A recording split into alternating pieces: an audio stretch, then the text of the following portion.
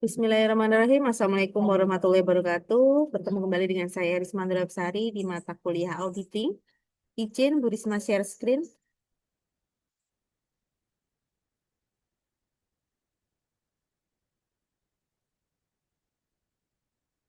Baik teman-teman, pada pertemuan pada hari ini kita akan membahas mengenai materialitas, resiko, dan perencanaan audit awal ya.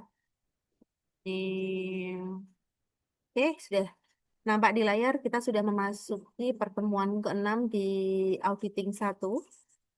Di mana di pertemuan-pertemuan sebelumnya dari pertemuan 1 sampai dengan 5 kita sudah mempelajari mengenai apa itu standar audit, bukti-bukti audit, dan jenis opini apa saja yang dikeluarkan oleh seorang auditor saat setelah selesai melakukan pelaporan audit keuangannya.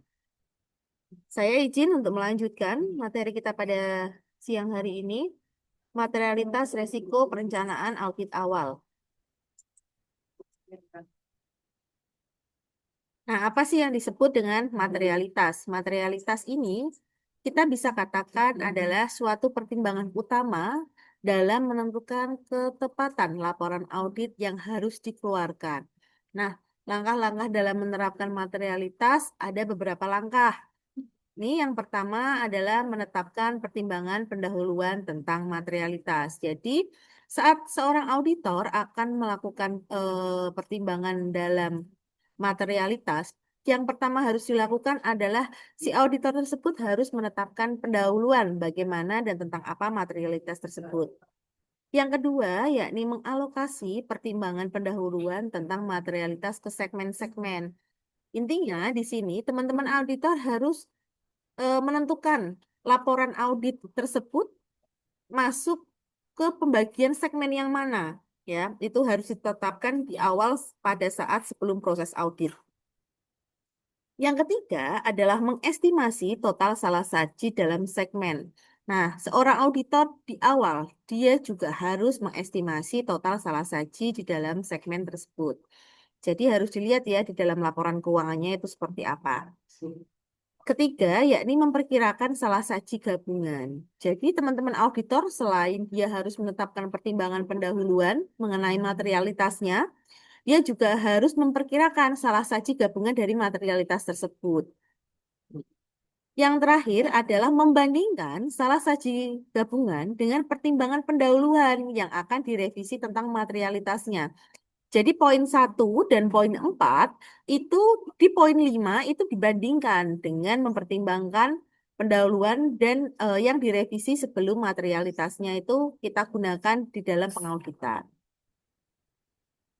Nah, di sini Bu Risma sudah memberikan contoh. Di layar dapat teman-teman lihat ya bahwa ada laba sebelum audit. eh,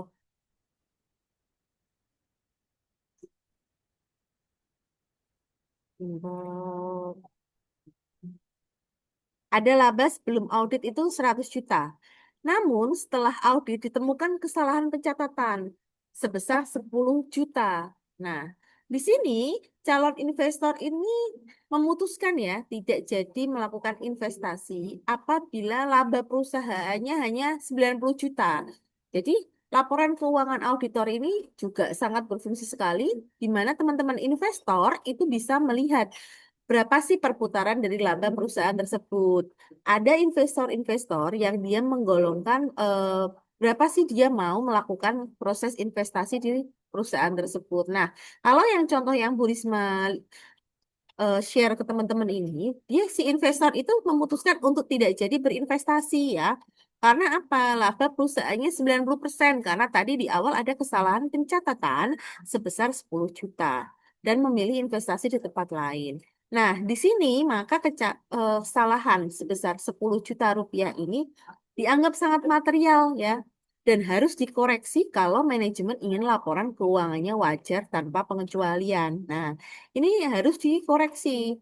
Jadi ada nilai sebesar 10 juta lah. Kenapa sangat material? Lah, karena tadi ini menghilangkan satu investor untuk tidak jadi investasi ya. Nah, itu kan juga sangat fatal kalau di dalam perusahaan. Baik, ini sudah jelas. Bu Risma lanjutkan.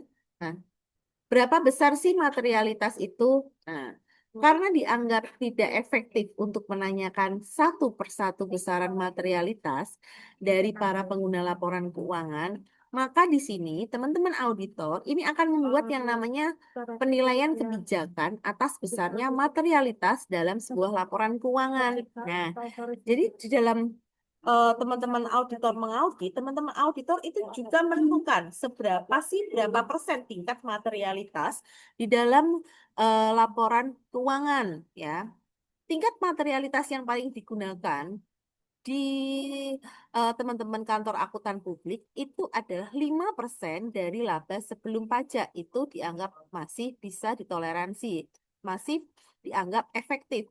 Apabila lebih dari 5%, berarti materialitasnya itu sangat real ya, seperti tadi ya.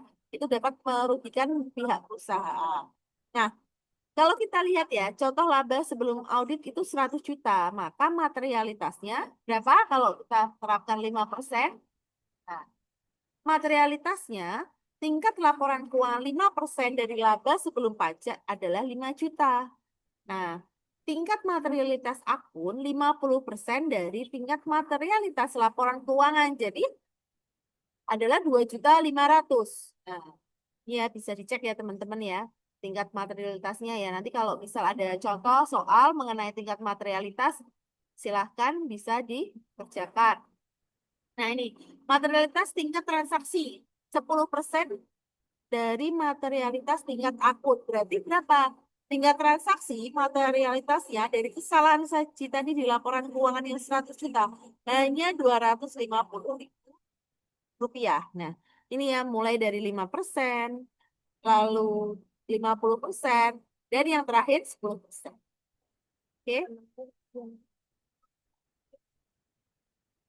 Fungsi materialitas. Apa sih fungsi dari materialitas itu sendiri? Nah, teman-teman, kita bisa melihat bahwa fungsi dari materialitas atau sebagai materiality border. Nah, di sini untuk menentukan apakah salah saji material atau perlu dikoreksi apa tidak. Jadi kita bisa lihat nih tingkat materialitasnya berapa. Nah, sering juga disebut sebagai tolerable error atau kesalahan yang masih bisa ditolerir. Nah, ini ya, berarti tingkat dari materialitas.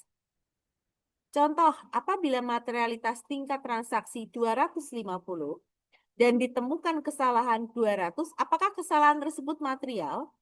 Tingkat transaksinya 250. Tadi ya sudah kita hitung di awal. Tapi ternyata ditemukan kesalahan 200.000 rupiah. Apakah termasuk material? Nah, nanti untuk jawaban tersebut bisa teman-teman jawab di kolom setelah absen ya. Apakah tingkat material tersebut material apabila transaksinya 250 ya. Apa sih hubungan materialitas dan bukti? Kemarin kita sudah sedikit membahas mengenai tentang bukti ya. Bukti-bukti dari perpajak audit yang akan digunakan untuk bukti auditor dalam menilai laporan keuangannya.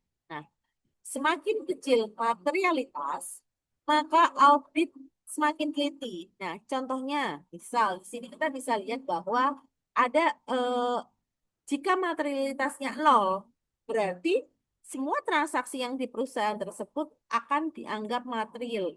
Ya, materialitas yang audit eh, riskan ini 0 rupiah, bukan 5% lagi, tapi sudah 0 rupiah. Jadi, hubungan materialitas dan bukti itu adalah perbanding terbalik.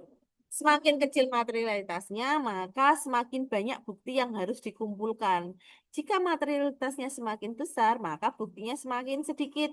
Ya, ini berarti konsep antara materialitas dan bukti audit itu adalah berbanding terbalik.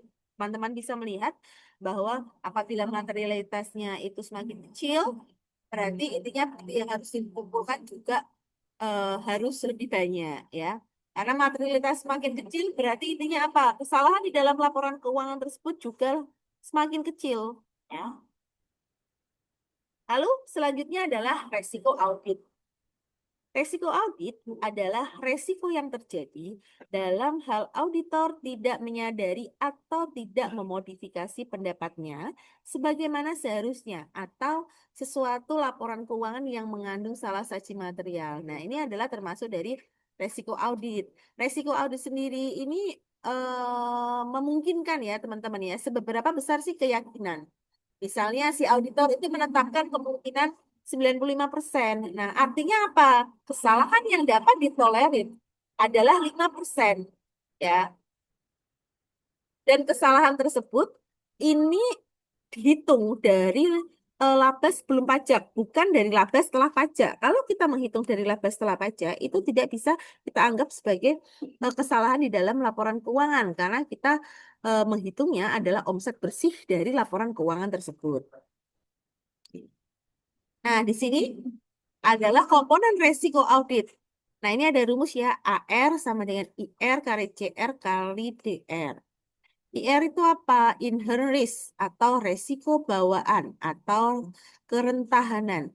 Nah, ini bisa kita artikan juga sebagai golongan transaksi sebagai suatu salah satu material. Nah, kita asumsikan bahwa tidak terdapat kebijakan atau prosedur pengendalian internal yang tepat ya ketika kita menggunakan rumus AR sama dengan IR kali CR kali DR. Komponen resiko audit. Tadi kita sudah bahas IR. IR tadi adalah inherent risk atau resiko bawaan. Kalau selanjutnya kita membahas CR atau control risk. Nah, control risk ini adalah resiko pengendalian. Resiko pengendalian ini terjadi ketika salah saji material adalah suatu asersi yang tidak dapat dicegah atau dideteksi secara tepat waktu oleh pengendalian internal. Nah, itu biasanya adalah control risk ya. Itu dia tidak dapat dicegah dari pengendalian internal dalam suatu perusahaan. Selanjutnya adalah detection risk. Detection risk atau resiko deteksi ini adalah sebagai akibat auditor tidak dapat mendeteksi salah saji material yang terdapat dalam suatu asersi itu tidak bisa dideteksi oleh teman-teman auditor. Jadi kita menggunakan rumusnya adalah DR atau detection risk. Mengapa sih penting? Nah, mengapa sih penting dari adanya resiko deteksi ini?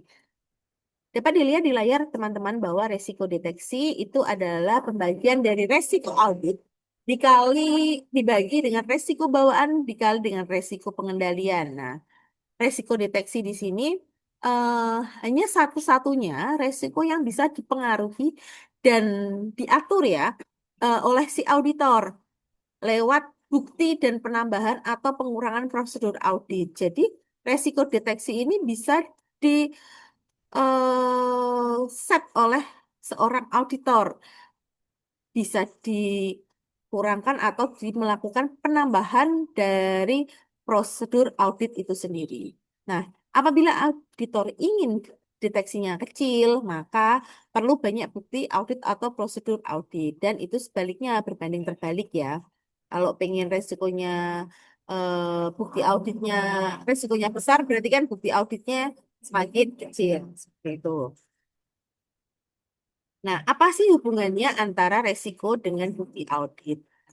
Teman-teman, di sini dijelaskan bahwa semakin rendah resiko audit yang kita inginkan, ya, semakin rendah resiko audit yang kita inginkan, bukti audit itu harus dikumpulkan semakin banyak. Kalau mau resiko auditnya lebih kecil, ya. Jadi itu adalah hubungan dari resiko dengan bukti audit. Kalau mau resikonya kecil, berarti teman-teman auditor harus mengumpulkan banyak bukti-bukti audit dalam laporan keuangannya. Strategi awal audit. Selanjutnya kita memasuki strategi awal audit. Strategi awal audit adalah penentuan strategi dengan tujuan akhir dari perencanaan audit. Nah, di sini ada dua pendekatan ya dalam melakukan strategi awal audit. Yang pertama adalah substantif penuh atau primarily full substantif. Yang kedua adalah pendekatan taksiran, tingkat resikonya rendah atau low risk audit approach. Nah, kapan sih kita bisa pakai yang namanya eh, low risk approach? Nah, low risk approach ini taksiran tingkat resiko rendah. Kriterianya adalah kalau kita meyakini bahwa suatu pengendalian internal dari si pihak klien itu kuat sehingga catatan akuntansinya bisa diandalkan. Kalau kliennya itu bisa diandalkan ya, catatan akuntansinya bagus, kliennya pihak manajemennya bagus. Nah, kita bisa menggunakan pendekatan low risk approach. Dan keyakinan tersebut kita bisa uji, kita bisa buktikan dengan uji pengendaliannya, uji hasilnya, kita tidak ada penyimpangan dengan sistem pengendalian internalnya klien. Nah, kita bisa menggunakan low risk approach, ya. Tapi kalau semisal dirasa kita sebagai seorang auditor, ternyata kita tidak meyakini bahwa klien kita itu sistem pencatatan akuntansinya dapat diandalkan, ya kita jangan pakai metode low risk approach. Kita pakai metode yang pertama, substantif penuh atau primarily full substantif. Oke, gitu ya. Selanjutnya ya ini menetapkan pertimbangan dan pendahuluan tentang materialitas. Pertimbangan pendahuluan tentang materialitas itu merupakan jumlah maksimum yang membuat auditor itu yakin bahwa laporan keuangan akan salah saji tetapi tidak mempengaruhi keputusan para pemakai yang bijaksana. Nah, pertimbangan ini teman-teman merupakan salah satu keputusan yang paling penting yang harus diambil oleh auditor dan sangat membutuhkan kearifan profesional, di mana auditor menetapkan pertimbangan pendahuluan tentang materialitas untuk membantu merencanakan pengumpulan bukti yang tepat itu seperti apa ya. Faktor-faktor yang mempengaruhi pertimbangan pendahuluan tentang materialitas untuk seperangkat laporan keuangan antara lain yang pertama adalah materialitas adalah konsep yang bersifat relatif ketimbang absolut. Nah, selanjutnya yang kedua adalah dasar yang diperlukan untuk mengevaluasi materialitas tersebut. Yang ketiga adalah faktor-faktor kualitatif yang juga mempengaruhi materialitas. Ini selanjutnya kita akan membahas pengalokasian pertimbangan pendahuluan tentang materialitas ke segmen-segmen atau kita sering sebut salah saji yang dapat ditolerir. Jadi teman-teman auditor itu punya yang namanya eh, tingkat materialitas salah saji yang dapat ditolerir atas laporan keuangan klien.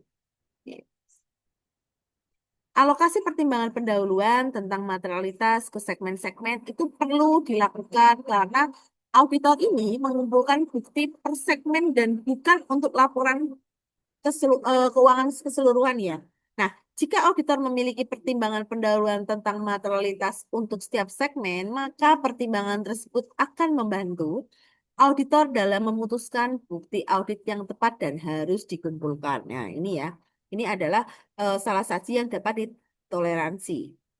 Nah, sebagian besar teman-teman praktisi ini akan mengalokasikan materialitasnya ke dalam akun-akun neraca dan bukan ke akun laporan keuangan laba rugi. Nah, karena apa? Karena kebanyakan salah saja dalam laporan laba rugi ini akan mempengaruhi hal yang sama terhadap neraca. Nah, nanti muncul yang namanya double entry antara laba rugi dan neraca. Jadi itu teman-teman praktisi itu biasanya mengalokasikan ke akun-akun neraca, bukan ke akun laporan laba rugi. Jadi di sini bisa kita lihat bahwa adanya pertimbangan pendahuluan itu tidak boleh dialokasikan ke akun-akun laporan laba rugi maupun neraca yang akan menghasilkan perhitungan yang ganda yang tidak ingin diinginkan ya tentunya ya. Catatannya nanti double. Oke. Nih, ketika auditor mengalokasikan pertimbangan pendahuluan tentang materialitas ke saldo akun, tentunya akun-akun tersebut akan dialokasikan ke saldo akun tertentu. Nah, kalau teman-teman ingat di SAS 107 di pertemuan kita sebelumnya, itu diakui sebagai salah satu yang dapat ditolerin atau tolerable misstatement ya. Nah, auditor ini mengalami tiga kesulitan utama dalam mengalokasikan materialitas pada akun-akun neraca. Yang pertama, teman-teman auditor ini akan memperkirakan akun-akun tertentu mengandung lebih banyak atau salah saji dibanding akun-akun lainnya. Lalu selanjutnya, baik lebih saji maupun kurang saji itu harus dipertimbangkan. Jadi teman-teman auditor kalau misal ada eh, lebih saji itu juga harus dipertimbangkan ya, bukan hanya salah saji saja. Biaya auditor relatif mempengaruhi pengalokasian ini. Nah, adanya alokasi em, biaya auditor ini juga akan mempengaruhi pengalokasian ini. Nah, singkatnya, tujuan dari mengalokasikan pertimbangan pendahuluan ini tentang materialitas ke akun-akun neraca ini untuk membantu auditor. Jadi nanti kalau kita sebagai auditor, nanti teman-teman kalau sudah lulus, teman-teman mau jadi auditor, ini membantu teman-teman memutuskan bukti yang tepat yang harus dikumpulkan untuk setiap akun dalam neraca maupun di dalam laba rugi. Jadi teman-teman harus ngerti tuh setiap akun-akun. Misal akun kas di bank, kas kecil, persediaannya, penyusutannya. Nah, setiap akun-akun itu teman-teman harus paham sekali tentang pengalokasiannya seperti apa, biaya-biaya apa saja. Nah, dasar-dasar akuntansinya teman-teman harus benar-benar eh, diperkuat ya. Kalau tidak, nanti teman-teman mau jadi seorang auditor, teman-teman mau ngadit klien, ternyata salah sajinya bukan resiko auditnya ada di kita sebagai seorang auditor karena mungkin tidak semua klien itu memiliki materialitas dalam pelaporan keuangan yang baik ya. Jadi itu yang perlu kita garis bawahi nanti kalau misal teman-teman menjadi seorang auditor. Nah, salah satu sasaran pengalokasian ini juga akan meminimalkan biaya audit tanpa mengorbankan audit mutu dari suatu laporan keuangan yang diaudit oleh auditor. Nah, selanjutnya, saya share dulu. Eh,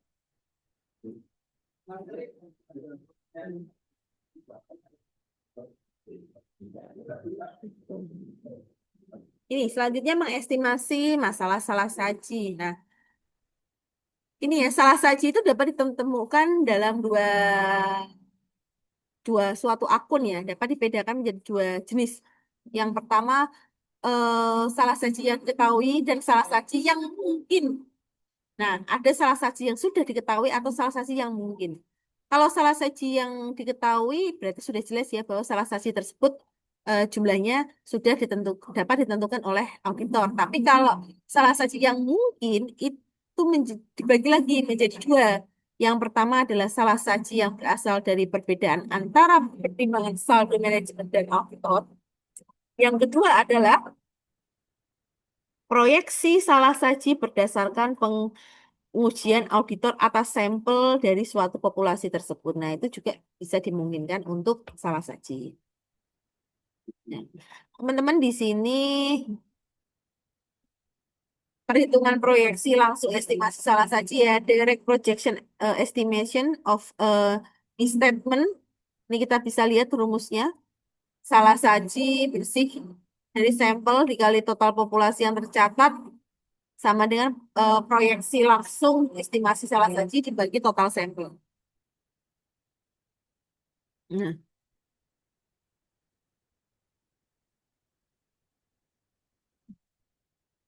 resiko. Nah, selanjutnya kita bahas mengenai resiko. Resiko audit itu adalah resiko bahwa auditor secara tidak sadar gagal untuk menyesuaikan pendapatannya atas laporan keuangan dalam salah satu material. Nah, ini auditor menyadari bahwa resiko tersebut ada karena hal-hal sebagai berikut. Satu, mungkin ketidakpastian. Dua, efektivitas. Tiga, ketidakpastian laporan keuangan yang disajikan secara wajar.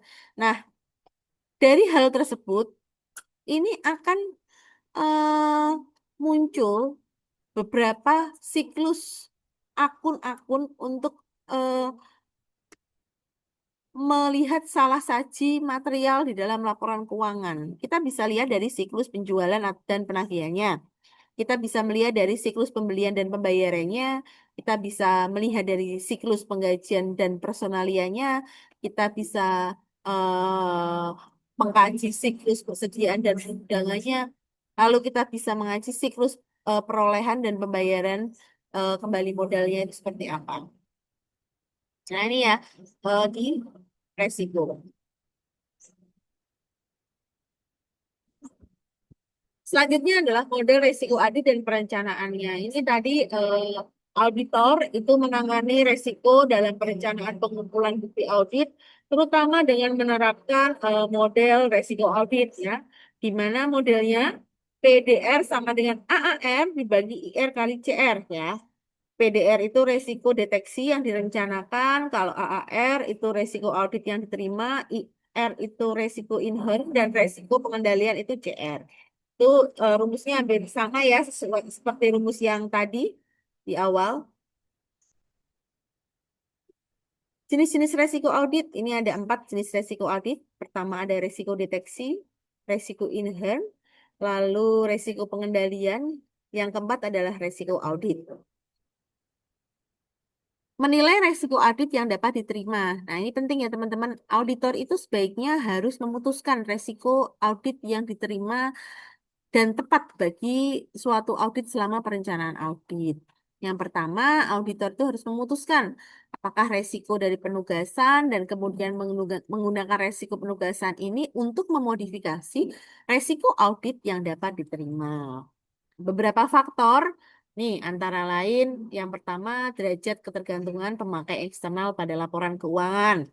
Selanjutnya, kemungkinan bahwa klien akan mengalami kesulitan keuangan setelah laporan audit dikeluarkan. Itu juga biasanya sering terjadi. Lalu yang ketiga adalah evaluasi auditor atas integritas manajemen. Nah, ini setelah ini laporan audit muncul, pasti auditor akan mengevaluasi integritas dari pihak manajemen itu seperti apa. Oke.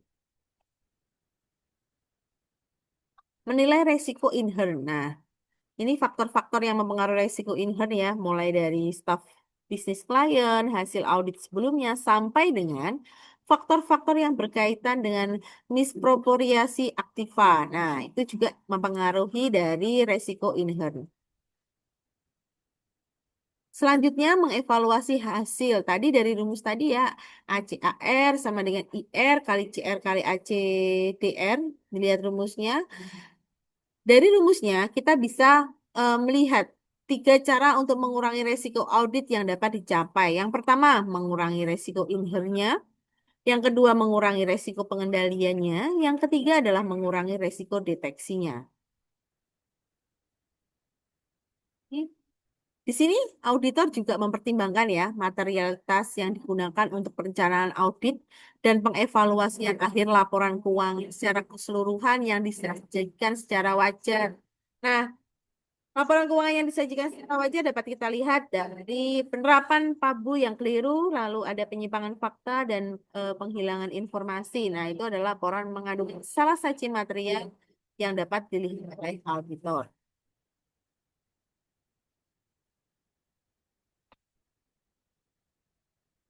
Nah, selanjutnya adalah pertimbangan materialitas auditor.